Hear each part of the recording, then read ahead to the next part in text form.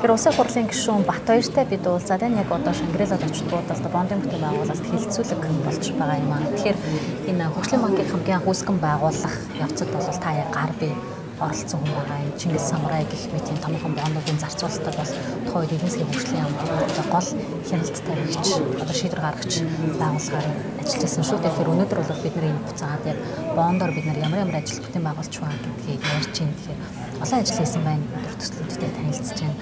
Иргэн төлөлт нь ямар шатанда ямар хөө байдалтай байгаа болов. Тэгэхээр ийм л дээ. Бонд гэдэг үг бол сүүлийн 4 жилийн хамгийн хүнтэй модны үг болчих шиг бол. Одоо энэ 4 жилийн эргээд дүгнэлт үзэх юм бол бондыг тавьсан юм болчих жоохоо. Тэгэхээр бид нар 12 онд засгийн байгууллага эдийн засгийн хөгжлийн сайд томилогдсон.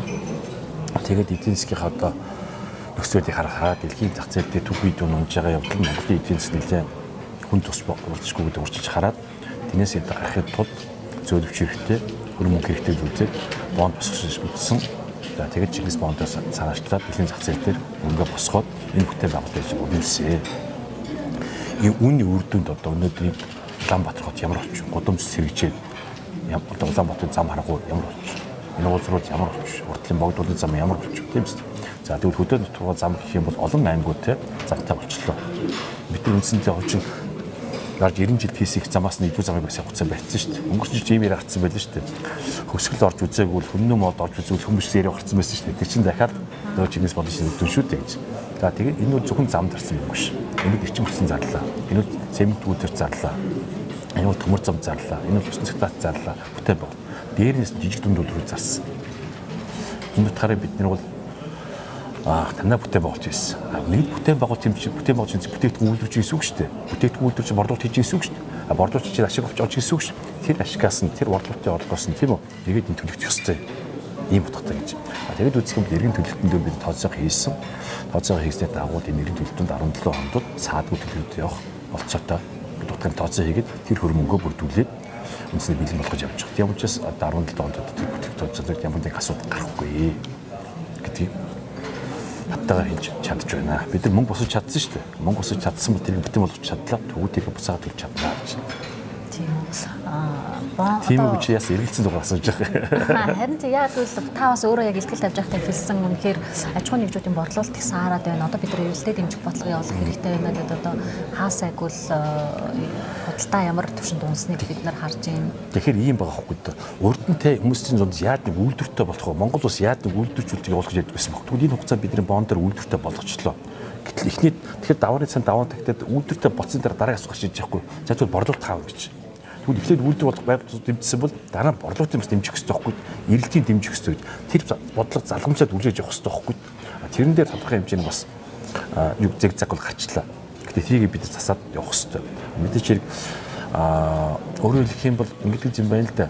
Эхлээд нэг үр тавьдаг тийм биз дээ. Тэр нургаж суулдаг. Тэрийг хурааж явах хэрэгтэй. Тэрийг борлуулах хэрэгтэй. Бүх шат циклээр явна шүү дээ.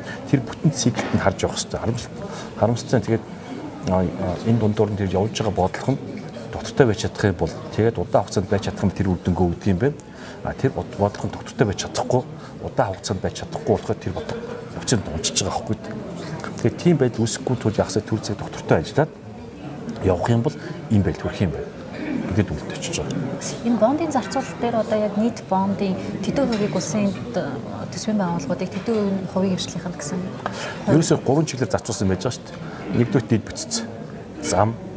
Хоёрдугаар гэх юм бол томоохон бүтээн байгуулалт, том төслүүд, гуравдугаар жижиг дунд бүтээн төслүүд гэж. Тэгэх юм бол энэс улсын ачаалаар ирж байгаа нь бол зам л байгаа байхгүй. Тэгвэл замдаа орсон хөрөнгөлтөө бид 10 жилийн хугацаанд бондоор санхүүжилсэн байхгүй. Үйлдвэрүүдэд хийх хөрөнгөлтөө бид 5 жил хөөж зарцуулсан. Тийм учраас 10 жилийн дараа тэд төлөгдөнө. Өөрөөр хэл 2022 онд. Тэгвэл замын хөрөнгө оруулалтыг бид тооцож үзсэн. Тооцоо энэ шүү дээ. Тэгвэл замын хөрөнгө оруулалт ерөнхийдөө хэзээ ашиг өгч байгаа үндсэндээ 10 жилийн циклээр өгч байна.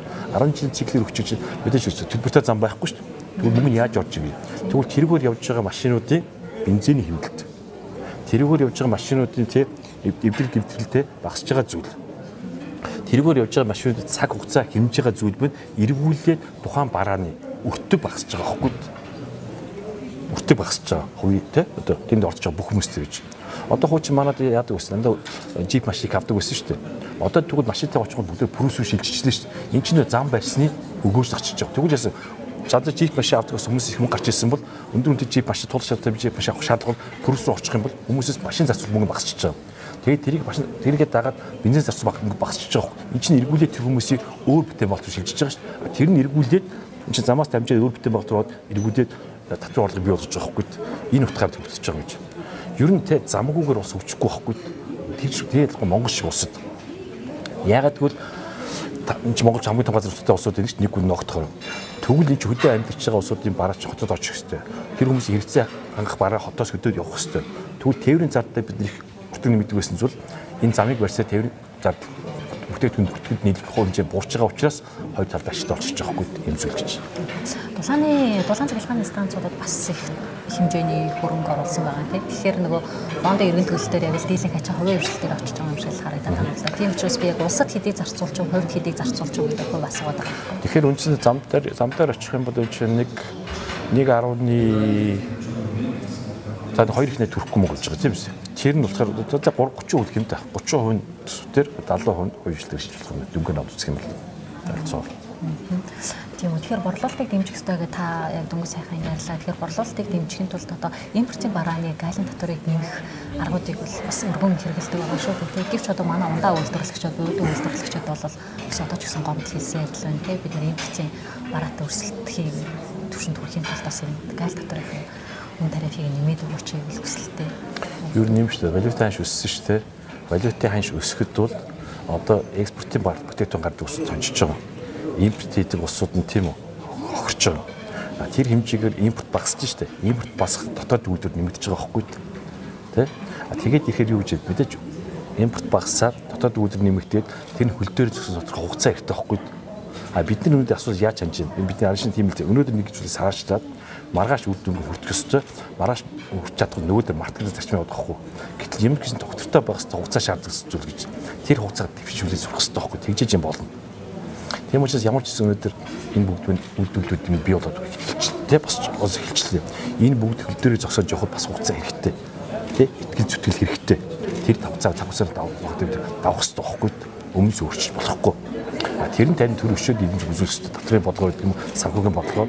Ингээ үүсэх юм одоо бид дараагийн асуудал бол Чингис бондыг авчирснараа бид Чингис бондыг хэлж хүмүүс очиж нэг орон тоонд очсон шүү дээ. Бусад хүмүүс хоёр орон тоонд байж байгаа.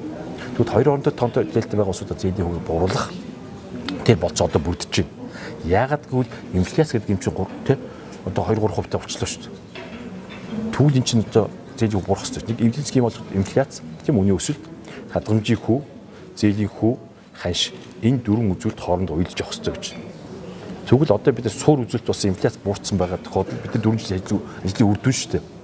Гэхдээ мэдээж ажил бид хүн болгонд бас тарагдаагүй байгаа. Яг бол сайн юм ихийн тулд бачаа саад тавах хэрэгтэй болно шүү дээ. Жоо хатуу хөтөг үзэх хэрэгтэй болно шүү дээ. Тэрний үед инфляц буурч одоо тэгэх юм бол тэрийг дагаад нөгөө юм буурдах ажил хийх хэрэгтэй болчих жоохгүй. Та эдийн засгийн нөхцөл байдлыг яаж харж байна? 17-18 он гэхэд байдал сайжрах болов хэдийн хугацааны би юу их өөдрөг үзэлтэй хүн. Ер нь хүмүүс хоёр дахь өөдрөг үзэлтэй доктор үзэлтэй гэдэг өөдрөг үзэлтэй хүн. Монголчуудын цаг нь ирсэн гэж үзэж байгаа. Өнөөдөр та бид ингэ туралдаж штэ. Тэгэхэд нөгөө заал нь ямар хурлаж байгаа вэ? СМ хурлаж байна. СМ хурлаа дэлхийн одоо олон орнуудын сангийн сайд нэрцэн хурлаж штэ. Энд чинь үгсэн Монгол дэлхийд модонд орсон мэт хэлж байгаа юм штэ. Тэгэхээр манай зарим хүмүүс бодохдоо одоо бид нар ч одоо өрөнд байж өтөнд идэгцсэн юм шиг одоо Монгол одоо ингэ хаягдсан юм шиг тийм биш. Энд чинь тийм буруу үзэл суртал яваад байгаа учраас хүмүүс тэгж бодоо тийм биш. Тэгээ бид нар нэг алдаа байгаа. Алснаа гэдэг манай засгийн газар тэр чинь миний алдаа гэж. Энэ хийсэн бүтээснийг бид нар олон нийтэд зөв хүргэж чадсангүй. Тийм үү? Дэлхийн тул хэвлэл мэдээллийн хэмжээ та нартаа сөрмөг зарцуулаад энэ бүх зөв үзүүл тамжих хүсэж гэтэл тэгж хэлсэнгүй нөт ажил ихтэй хүн чинь тийм юм а хийгээдээ тий хийгээд байхад одоо хүн адтай ойлгож бодсон чинь мэдрэмж бодсон чинь бас тэгдэггүй байна л да. Одоо хүн гэж чинь нүдэндээ итгэж чихэндээ итгэж асуудаг шүү дээ. Мэдээж нүдэндээ итгэж шилдэг. Гэтэл үнний хэрэгтэй бас нүдэндээ чихэндээ очиад байдаг юм. Яг л нүд гэдэг чинь бол хүний ажил гэр хоёрын хооронд үйлчиж замдаа харж байгаа харна. Гэтэ харах юм харахгүй. Чих гэдэг чинь хогийн сав шиг бүх юм орж ирдэг зүйл гэж. Тэгээд зургатаар юугаар тэрийг олж авахгүй. Гэт бид нар тэрэн дээр баг гарч энэ бидний алдаан дээр манай нөгөө сэргчнийхэн тоглоод байгаа байхгүй. Ер нь тэрний алдаа бид засах хэрэгтэй байна. Хэвлэл мэдээллийнхэнтэйгээ бас энэ доод нийтийн хөрөх ажилтнууд бид нэмдэг үзүүлээд тодорхой мөнгө зарах хэрэгтэй байсан гэж. Энийг зараагүй бидний алдаа хэлж байгаа. Тэгээ хүмүүсийг бид нар бах бүтээн байгуулалт хийсэн байхад огт хийгээгүй тэлчтэй хүмүүс хийгээгүй шаарч чадахгүй. Тэгэхээр нэг нөгөө талдаа хүмүүс ч юм бол хийсэн бүтээсэн ажлыг тийм байх гэж үздэг юм байна. Та нар хийх гэж гарч ирээ үст. Гэт хийвээ үзээ мартчихдаг юм байна. Зөвсөл одоо ингээд гудамж төсөл ингээд харахад одоо мартчихж байгаа хгүй. Дандаа ийм байсан юм шиг гэж. Тэгэхээр энэ бас саруугийн жамал юм л энэ дээр бид таасахч ажиллах хэрэгтэй. Одоо бид нар цаашдаа ингэж үзэх юм бол эндээс юу харж ийн гэх юм бол Монголын цагийн хэсэг тутгаар ярих юм бол дэлхийн анхаарал Монгол руу төвлөрч гинэ гэж нэг мэдээлэл шүү дээ. Энэ 21-р зуун чи Азийн зуун багхгүй. 21-р зуун Азийн зуун ярьдаг үз. Тэгвэл Азийн зуун гэх юм бол дэлхийн төв Америкаас Азид нүүж ирэх гэж байна гэсэн үг. Тэгвэл хаана ирэх вэ гэж? Хаана ирэх вэ? Хятад гэж байна. Үгүй. Мэдээж дэлхийн 1 номер эзэнс хятад болно. 2-т нь Америк, 3-т нь Энтэг, 4-т нь Япон, 5-т нь Герман гэх тээ. Эхний 5 улсыг 3 нь Аз болчих Аз ирж байгаа. Тэгвэл одоо дэлхийн төвөг сая Нью-Йорк гэж, Америк Нью-Йорк гэж. Нью-Йорк хаана гэвэл тэр Монголд ирэх гэж байгаа байхгүй. Тэрний дахиад болж насийн болж байгаа. Тэрний дахиад болгож. Ягаад хийж үзэх юм бол дэлхийн улс орнууд чоны амнаас гараа барын амд мөнгөж байдаг шүү дээ. Тийм бол хөсөхгүй шүү дээ. Тэгэхээр дэлхийн төв гэх юм бол илүү бусдаагаа ээлтэй, бусдаа хамтарч ажилладаг, сонгодог те тэр тогтолцоо болгож үзэх юм бол одоо Европ гол Швейцар төвлөрдөг шүү дээ.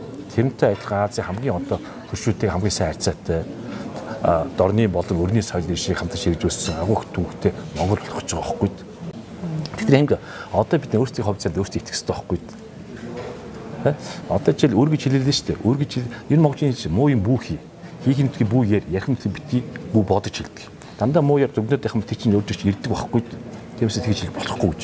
Би ягаад өөр гэдэг үгийг өглөг гэдэг үгээр солисон юм. Өөр гэдэг үг чинь өмнө сэдвч өрн барьж өтөн дэдгцэн гэж яддаг шүү дээ. Өөр гэдэг нь Монголын ердийн ухамсартууд энэ бол төлж чадхаа болсон төлбөрийг хэлж байгаа. Тэгвэл Монгол улсын гадаад төрдөг төлж чадхаа төлбөр нэг төрийн төлбөр байхгүй. Бүгд хугацаанд хэв явж байгаа. Хэвийн зэлжир тэнтэй байж явахгүй гэтэл өөр гэж яриад байх юм бол наад чинь намуу хоёр зуудаад болчихгүй учраас өглөг гэдгээр зөв үгээр сольё гэдэг утгыг илэрхийлж байгаа тэр энэ чинь зүгээр нэг үгний зөрүү биш байхгүй. Ер нь бид зөрүү айлах цаг өчөөд байгаа. Үгийн зөрүү, цагийн зөрүү, үүдийн зөрүү гэж. Оюун санаагаа зөв болгохгүй л үйлмэн зөв болохгүй ч байгаа байхгүй. Ер нь бид өнөөдөр те яг хямрал эдийн засгийн хямрал гэдгээ илүү оюун санааны хямралд очиод байгаа байхгүй. Энийгсээ бид салах хэрэгтэй байна. За тань маш их баярлалаа. Сонирхолтой ярилцлага боллоо.